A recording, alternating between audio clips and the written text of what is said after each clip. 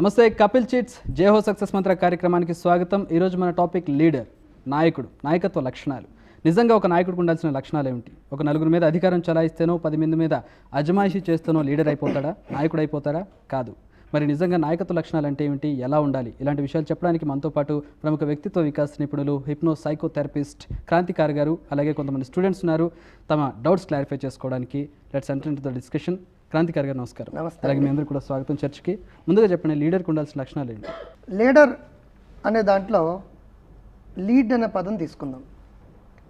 Who lead the group is a leader, who follows the leader is a cadre. గ్రూప్ను lead చేసేవాడు నాయకుడు, నాయకుడు వెనకాల జై నేత అనేవాడు క్యాడర్.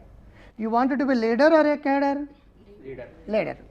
సో దాంట్లో చూడండి, LEAD లీడ్లో లిజనింగ్, ఎంపతి, యాటిట్యూడ్, డైరెక్షన్. అంటే నాయకుడు అనేవాడు ఫస్ట్ కార్యకర్తలు కావచ్చు. ఫర్ ఎగ్జాంపుల్ కస్టమర్స్ ఉన్నాడు, సేల్స్ మేనేజర్ నాయకుడు అనుకున్నప్పుడు కస్టమర్ చెప్పేది వినాలి. అమ్మ నాయకురాలు అనుకున్నప్పుడు పిల్లలు చెప్పేది వినాలి. నాన్న నాయకుడు అనుకున్నప్పుడు భార్య పిల్లలు చెప్పేది వినాలి. లిజనింగ్, అంతేగాని చెప్పుకుంటూ పోకూడదు. ఎంపతి, సింపతి అంటే సానుభూతి, ఎంపతి అంటే సహానుభూతి. అంటే మీకు వచ్చిన కష్టాన్ని లీడర్ తన కష్టంగా భావించి స్పందించగలగడాన్ని ఎంపతి అంటారు. యాటిట్యూడ్ అంటే పాజిటివ్ యాటిట్యూడ్ ఉండాలి, సరైన పద్ధతి దృక్పథం నాయకుడికి ఉండాలి. డైరెక్షన్, ఫైనల్గా ఏ డైరెక్షన్లో వెళ్ళాలనుకుంటున్నాడో ఆ డైరెక్షన్లోనే లీడ్ చేస్తాడు. గ్రూప్ను చొచ్చుకుని పోవడం అనేది లీడర్కి ఉంటుంది. జై నేత అని లీడర్ వెనకాలగానే ఫాలో అవుతే కార్యకర్త పోతాడు. ప్రపంచంలో ఎవరు కూడా కార్యకర్తగా ఉండాలనుకోడు. లీడర్ అంటే రాజకీయ నాయకుడు కానీ కాదు. సాఫ్ట్వేర్ ఇంజనీర్లో 10 మందిని లీడ్ చేస్తే సాఫ్ట్వేర్ ఇంజనీర్లో వాడు లీడరే. కాబట్టి లీడర్ ఎలా ఉండాలి? ఫర్ ఎగ్జాంపుల్ లీడర్షిప్లో చాణక్య లీడర్షిప్ అని, కృష్ణ లీడర్షిప్ అని, భీష్మ లీడర్షిప్ అని, వినాయక లీడర్షిప్ అని రకరకాల లీడర్షిప్లు ఉన్నాయి. ఇప్పుడు బేసిక్గా మనం వినాయకుడు అనేదిలోనే విక్టరీ ఉంది కాబట్టి, నాయకుడు అంటే కూడా లీడర్ కాబట్టి, వినాయకుడికి ఉన్న లక్షణాలు బట్టి లీడర్షిప్ క్వాలిటీస్ ఏంటో బ్రీఫ్గా చూద్దాం. 1, నోరు చిన్నది ఉంటుంది, చెవులు చాలా పెద్దవి ఉంటాయి. అంటే చెవులు పెద్దవి అంటే లిజన్ మోర్, టాక్ లెస్ అని. నాయకుడు సందర్భం వస్తే తప్పించి అనవసరంగా వాక్కుంటూ పోడు, కానీ అందరి విషయాలు వినాలి విత్ ఎంపాథికల్లీ. అండ్ ఆల్సో చిన్ని కళ్ళు ఉంటాయి. చిన్ని కళ్ళు అంటే సూక్ష్మగ్రహణ శక్తి. నాయకుడు చెప్తేనే కాదు, చెప్పకుండా కూడా గ్రహించగలగాలి. అండ్ ఆల్సో పెద్ద తల అంటే సూపర్ కంప్యూటర్, గిగాబైట్ టీబీలో రకరకాల పవర్ఫుల్ కంప్యూటర్లు ఎంతో అంత మెమరీ పవర్. రెండోది, ఒక చేతిలో పన్నీరు బాటిల్ ఉంటుంది, అంటే ఎప్రిషియేషన్. శివస్థుతి అంటే శివుని పొగుడు, విష్ణుస్థుతి అంటే విష్ణు పొగుడు. ఎప్రిషియేషన్, ఎవరైనా మంచి పని చేసినప్పుడు ఈ డిడ్ గుడ్ జాబ్, అభినందన కావాలి, అభినంద కాదు. అది పన్నీర్ జల్లు అంటే. రెండో పక్కన లడ్డూలు ఆర్ వండ్రాలు ఆర్ ఎనీథింగ్ స్వీట్స్. అంటే ఎవరైనా ఏదైనా మంచి పని చేసినప్పుడు నువ్వు బాగా చేసేవని ప్రశంసించడమే కాకుండా, ఏదైనా మంచి చేసినట్టు గిఫ్టుల రూపంలో కానీ ప్రజెంటేషన్ రూపంలో కానీ ఇచ్చినప్పుడు వాళ్ళు నాయకులకి కింద కేడర్ బాగా పనిచేస్తారు.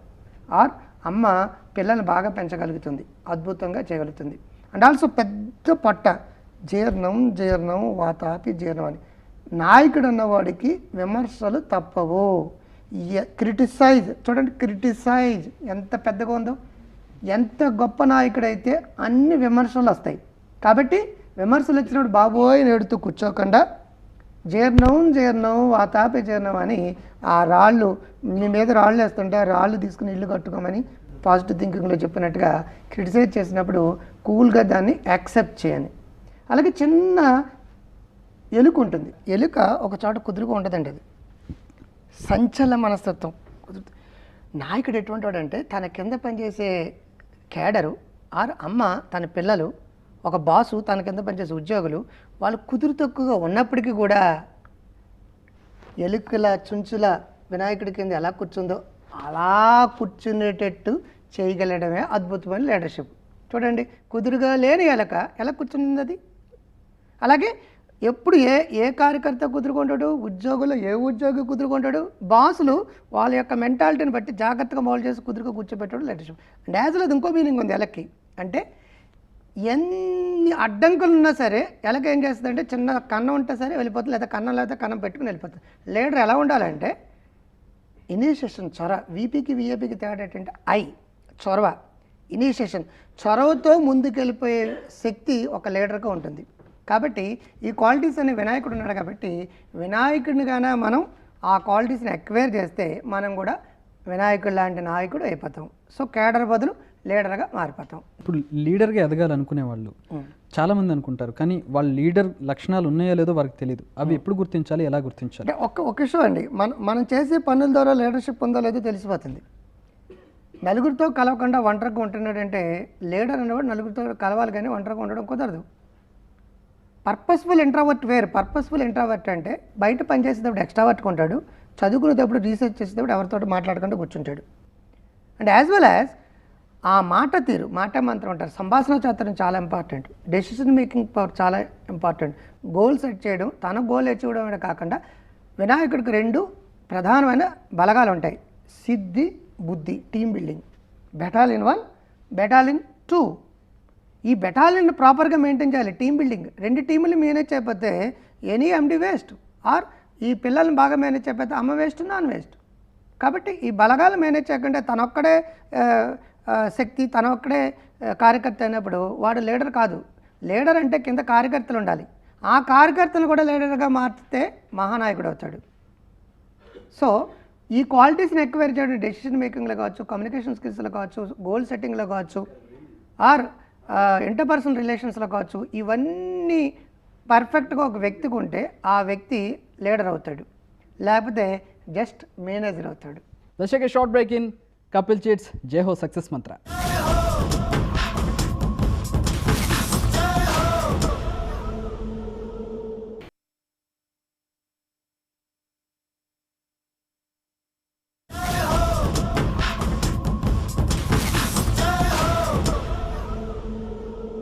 Welcome back to Kapil chits జై హో సక్సెస్ మంత్ర.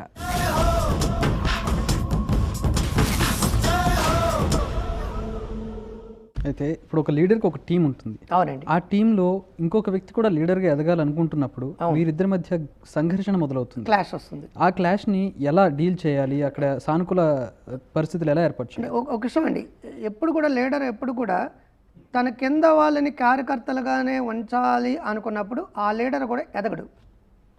శిష్యుడు ప్రశిష్యుడు అన్నట్టుగా పండితుడు, గురువులకు గురువుని పండితుడు అంటాడు. అలాగే శిష్యులకి ఇంకా శిష్యులు ఉన్నప్పుడు వీడు నాయకుడు కాదు, మహానాయకుడు అవుతాడు.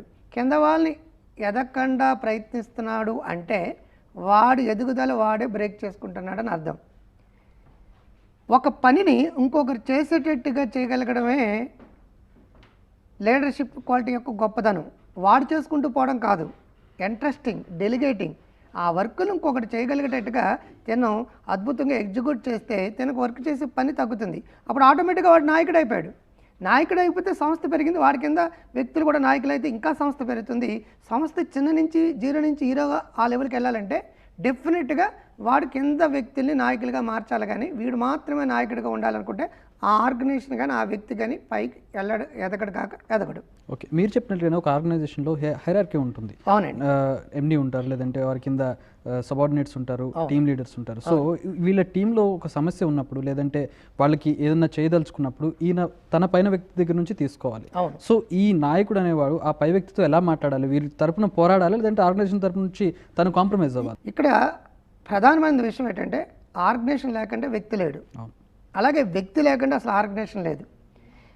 ఎక్కడ ప్రాబ్లం ఉంది, ఆ ప్రాబ్లమ్ని ఆ సందర్భంలో ఎలా బిహేవ్ చేయాలి అనేది డెసిషన్ సంవత్సరాల తరబడి తీసుకుంటే కుదరదు. స్పాంటేనిటీ, స్పాట్లో అది నేను ఈ వేలకు ఉండాలా, వాళ్ళ వైపున ఉండాలి. ఆ సందర్భాన్ని బట్టి డెసిషన్ తీసుకోవాల్సిందే. కానీ మేనేజ్మెంట్ తరపున ఉండాలా, లేదంటే కేడర్ తరపున, లేదంటే కార్మికుల తరపున ఉండాలా అనేది అప్పటికప్పుడు డెసిషన్ తీసుకునేది తప్పించి ముందుగా చెప్పేది కాదు, పరిస్థితులను బట్టి. అంటే ఎప్పుడు కూడా తన కేడర్ తరపున ఉండే అవకాశం లేదా? ప్రతిసారి కేడర్ బాగుండాలి అనుకున్నప్పుడు ఆర్గనైజేషన్ కూడా బాగుండాలి. ఆర్గనైజేషన్ బాగుండాలి అన్నప్పుడు కేడర్ని మౌల్డ్ చేయాలి. కేడర్ లేని ఆర్గనైజేషన్ లేదు. ఆర్గనైజేషన్ ఒక్కటి కేడర్ లేకుండా మన కాదు. ఒకరికొకరు ఇంటర్ డిపెండెన్స్, అది పరస్పర ఆధారం. మేనేజ్మెంట్ మీద లేబర్ ఆధారపడ్డారు, లేబర్ మీద మేనేజ్మెంట్ ఆధారపడ్డారు. కాబట్టి ఎవరో ఒక్కరు శ్రేయస్సు కోరితే సమస్యలు వస్తాయి. అందరం బాగుండాలి. అంటే ఎంటైర్ డిపెండ్ ఇకలాజికల్ బ్యాలెన్స్. చెట్ల మీద మన మీద చెట్లు ఎలా ఆధారపడ్డాయో విన్ విన్ అప్రోచ్ అంటాం. ఆ అప్రోచ్ ఉన్నప్పుడు ఆర్గనైజేషన్ చాలా ఆరోగ్యంగా ఉంటుంది. తల్లిదండ్రుల బాధ్యత ఎంత? పిల్లల్ని చిన్నప్పటి నుంచి వాళ్ళు నాయకత్వ లక్షణాలు పెంపొందించాలంటే పిల్లలకి వారు ఎటువంటి వచనాలు చెప్పాలి, ఏ విధంగా వారికి బుద్ధులు చెప్పాలి? ఒక్క విషయం అండి, పంచతంత్ర కథలు గాన వినిపించినప్పుడు పంచతంత్ర కథల్లో చాలా ప్రధానమైన విషయం ఏంటంటే మూర్ఖపు రాకుమారుల్ని కొన్ని కథల ద్వారా టేల్ థెరపీ అంటారు. కొన్ని కథల ద్వారా మహానుభావులుగా మార్చడమే గుప్తుడు, విష్ణు శర్మ, లేదంటే చాణక్యుడు, రకరకాల పేరుతోటి పెట్టుకున్న చాణక్యుడే రాశాడు, అది వేశాడు. ఇక్కడ కూడా అమ్మ ప్రతి పని పిల్లల తరపున చేసుకుంటూ పోతే their dependents when they are going to independent అవర్గా.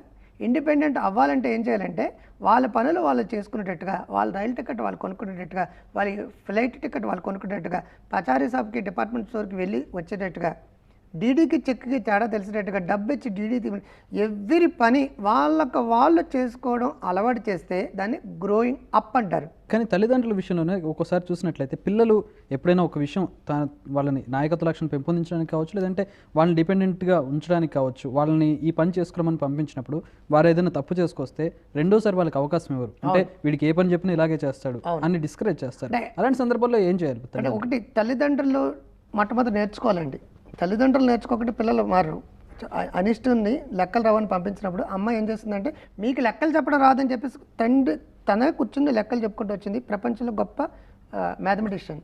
అంటే అమ్మ చాలా ఇంపార్టెంట్ రోల్ అండి. అమ్మ తర్వాతే ఏదైనా సరే.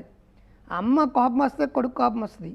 అమ్మ గొప్ప తల్లి అయితే పిల్లాడు మహానుభావుడు అయిపోతాడు. చాలామంది అమ్మల కారణంగానే ఈనాడు ప్రపంచంలో గొప్ప గొప్ప రాజనీతిజ్ఞులు కానీ, ఐఏఎస్ ఆఫీసర్లు కానీ, సైంటిస్టులు కానీ వీళ్ళందరూ అవడానికి కారణం అమ్మే కారణం. అమ్మ ముందు నేర్చుకోవాలి. లీడర్షిప్ గురించి స్టూడెంట్స్ ఏం అడుగుతారో తెలుసుకుందాం. ఫస్ట్ మీ డౌట్ అడిగింది. Good morning sir. Good morning. నా పేరు అనూప్. ఓకే. ఇప్పుడు ప్రతి లీడర్కి ఫుల్గా పర్ఫెక్ట్గా క్వాలిటీస్ ఉండవు. ఓకే. సో మిస్ అయిన క్వాలిటీస్ పెంపొందించుకోవాలంటే ఏం చేయాలి? ముందు అసలు క్వాలిటీస్ మిస్ అవుతున్నాయని ఎలా తెలుసుకోవాలి? ఒకటండి, సెల్ఫ్ అసెస్మెంట్ అనేది చాలా ఇంపార్టెంట్. మనం ఒక పని అవ్వలేదంటే డెఫినెట్గా ఎక్కడో మనకు ఒక క్వాలిటీ తేడా ఉంది. అదేంటని ఐడెంటిఫై చేసినప్పుడు నీ కోపం ఎక్కువ అని అనుకోండి, నా కోపమా అని కోపంతో అరవడం కాదు. కోపం ఎక్కువ అని ఐడెంటిఫై చేసినప్పుడు కోపం నుంచి యాంకర్ మేనేజ్మెంట్ ద్వారా ఎలా బయటపడాలో తెలుసుకోవడమే గ్రోయింగ్ అప్ అంటే. సో మనకి లేని క్వాలిటీస్ని ఎక్వైర్ చేసి సక్సెస్ఫుల్గా మారడం. మైనస్ నుంచి జీరోకి వస్తే ప్రాబ్లమ్స్ తగ్గినట్టు. జీరో నుంచి ప్లస్కి ట్రిపుల్+కి పెరుగుతూ వెళ్తే యూఆర్ ఎక్వైరింగ్ స్కిల్స్ లేనాడు కిల్ అయినతో సమానం అండి. అటు సాఫ్ట్ స్కిల్స్, ఆర్ట్ స్కిల్స్ మళ్ళీ రెండు రకాలు. ఆర్ట్ స్కిల్స్ అంటే ఒక టెక్నీషియన్కి నిరంతరం ఆ వర్కే చేస్తుంటాడు, అంటే టెక్నికల్ వర్క్ అనమాట. వాడికి ఏమీ మనసుతోటి కానీ, బాడీతోటి కానీ, మాటలతోటి కానీ పనిచేయదు. మరి సాఫ్ట్ స్కిల్స్ అంటే ఏంటి? కొంత వ్యక్తులు మేనేజ్ చేయాలి, మాట్లాడాలి, కమ్యూనికేట్ చేయాలి, బాడీ లాంగ్వేజ్ ఉంటుంది. ఇన్ని కలిపితే సాఫ్ట్ స్కిల్స్. ఈ సాఫ్ట్ స్కిల్స్ లేని వాడికి 20,000 జీతం, సాఫ్ట్ స్కిల్స్ ఉన్నవాడికి 2 లక్షల జీతం. సాఫ్ట్ స్కిల్స్లో ఒక important ingredient leadership quality. Let's take a short break in Kapil Chits Jai Ho Success Mantra.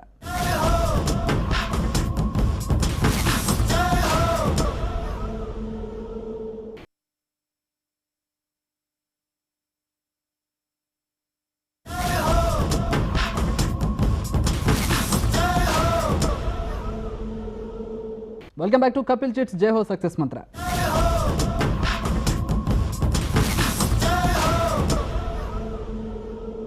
Good morning sir. Good morning. నా పేరు సతీష్. ఓకే. నాయకత్వ లక్షణాలు అనేటివి కొంతమందికి వంశపరంపరంగా వస్తాయంటారా? ఒక విషయం అండి, వంశపారంపరంగా వచ్చి దాన్ని ఏదైతే ఉందో అది మనం 10% ఎస్క్రైబ్డ్ స్టాటస్ అంటాం.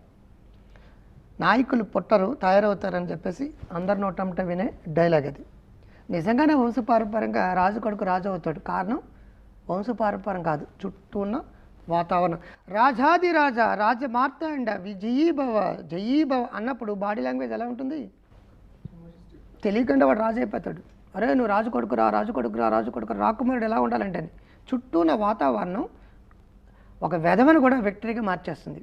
అలా కాకుండా ఆ రాజు వెళ్తుంటే వీడు మాకు మండట, వీడు రాజా, ఆడ నడక చూడండి, ఆడ మేసం చూడండి, ఏమైనా కామెంట్ చేస్తే ఎలా ఉంటుంది, డల్ అయిపోతారు. అంటే చుట్టూ ఉన్న వాతావరణం రాజు కొడుకుని రాజుకొని, ఒక కోటీశ్వరుడు కొడుకుని కోటీశ్వరుడు కానీ ఒక మౌల్డ్లో చూడడం మొదలుపెడుతుంది. అంటే సొసైటీ యొక్క కాన్సెప్ట్ ఎలా ఉంటుందంటే రాజీవ్ గాంధీని కానీ, సంజయ్ గాంధీని కానీ, సోనియా గాంధీని కానీ, ఇప్పుడున్న వాళ్ళందరినీ కూడా రాచరిక వ్యవస్థ నుంచి చూస్తారు కాబట్టి మనం అందరూ కూడా యాక్సెప్ట్ చేస్తాం.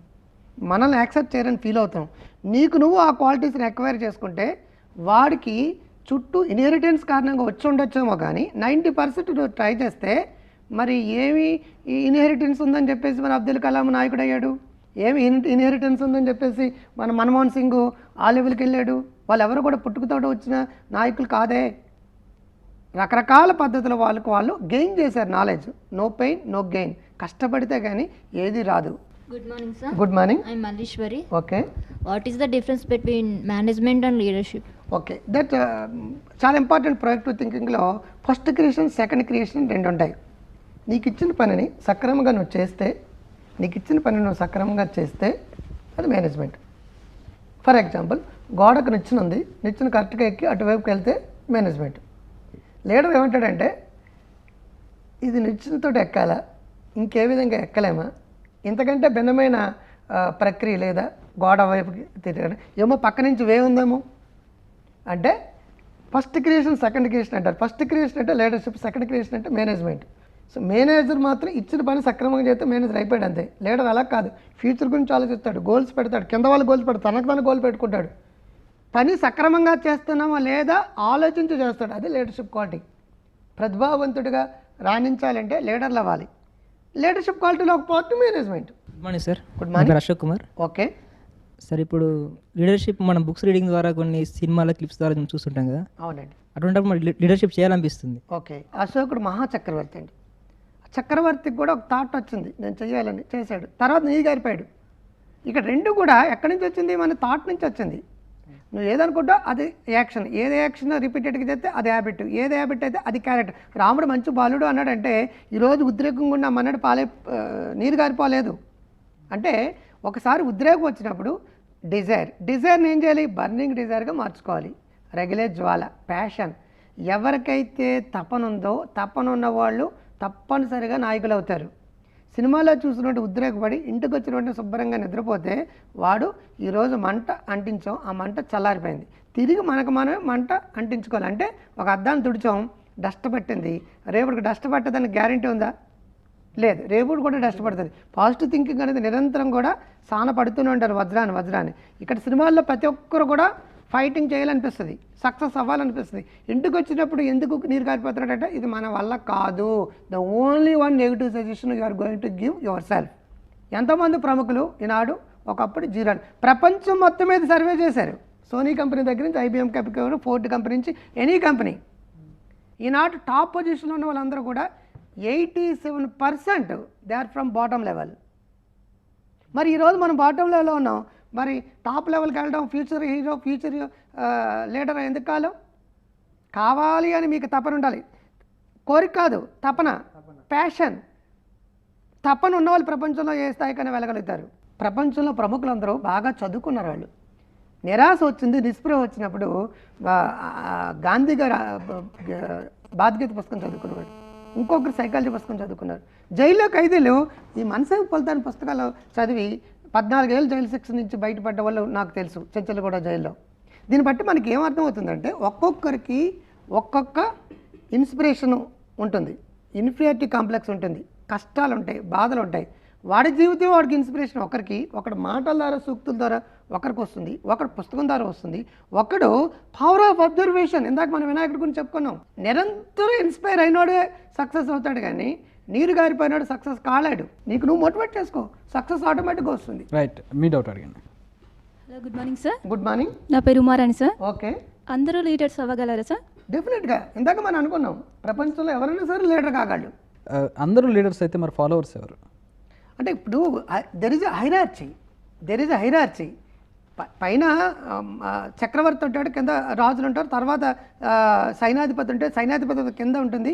సో CEO ఉన్నాడంటే CEO లెవెల్కి వీడు ఎదగాలంటే వీడు లీడర్షిప్ క్వాలిటీస్ ఆ లెవెల్కి పెంచుకోవాలి కదా. ఆటోమేటిక్గా వీడు CEO అవుతాడు. అప్పుడు వాడు 10 కంపెనీలకు ఓనర్ అవుతాడు, కింద వాడు పైకి రావడం step by step again he will be demised, చనిపోవడం కావచ్చు ఆర్ రిటైర్ తీసుకోవడం. Infosys Narayana Murthy is the great mentor.